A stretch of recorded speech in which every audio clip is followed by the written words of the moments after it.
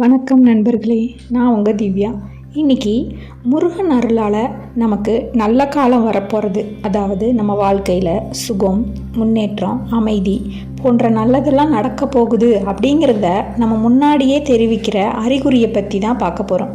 இது பலரோட அனுபவத்தினால அவங்க பகிர்ந்துக்கிட்டதை வச்சு தான் நம்ம இதை பார்க்க போகிறோம். இது நமக்கு ஆன்மீக அனுபவமாகவும் மன நிம்மதி அடைகிற தருணமாகவும் இருக்கலாம். இதை பற்றி இன்றைக்கி நம்ம விரிவாக பார்க்கலாம். சபரிமலை அல்லது பழனி போன்ற முருகன் தலங்கள் நம்ம கனவுல பார்க்கறது அது ஒரு ஆழ்ந்த ஆன்மீக அறிகுறினே சொல்லலாம்.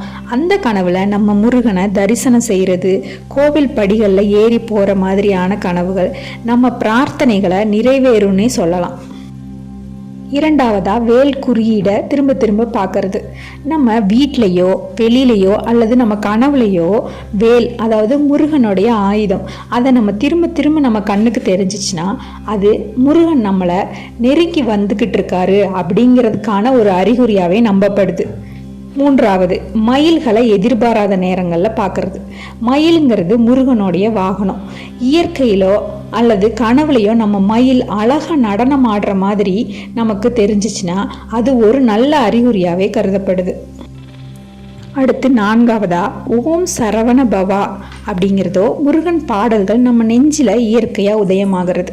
அதாவது மனத்தில் முருகன் குறித்த நாமங்களோ இல்லைன்னா பாடல்களோ இயற்கையாக திடீர்னு நம்ம மனதில் தோன்றுறது நம்மளுடைய புனிதமான பாதைக்கு நம்மளை கொண்டு செல்றதுன்னே குறிக்கலாம்.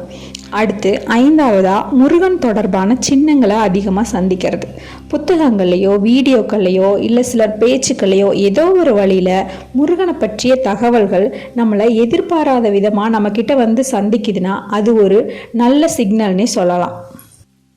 அடுத்து ஆறாவதா, முருகன் கோவிலில் தன்னிச்சையாக நம்ம செல்கிறப்போ நம்மளுடைய மனதுக்கு அமைதியும் ஆனந்தமும் உணர்றது. அதாவது நம்ம திடீர்னு ஒரு முருகன் கோவிலுக்கு போயிருக்கப்போ நம்மளே அறியாமல் நம்ம மனசுக்குள்ளே ஒரு நிம்மதியும் ஆனந்தமும் அமைதியும் உருவாகும். இது நம்ம வாழ்க்கையில் நிம்மதி கிடைக்க போகிறதுக்கான ஒரு அறிகுறினே சொல்லலாம். அடுத்து ஏழாவதா, மனதில் இருக்காத சக்தி தானாகவே விழுந்து விடுதல். அதாவது சாந்தம், சகிப்புத்தன்மை, நம்பிக்கை போன்ற சக்தி நமக்கு கடவுள் அருள் கிடைக்கிது அப்படின்னா நம்மளை அறியாமலே நம்முடைய மனம் பலம் பெற்று நம்மளுடைய பயம் குறைஞ்சு நம்ம நம்பிக்கையோட செயல்பட தொடங்குவோம்.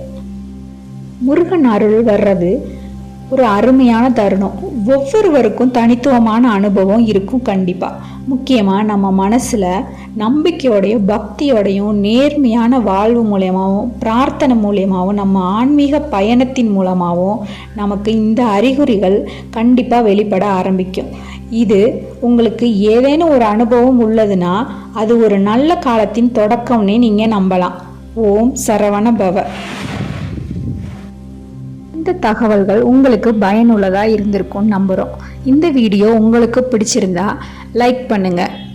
ஓம் சரவண பவ என்று கமெண்ட்ஸில் டைப் பண்ணுங்கள்.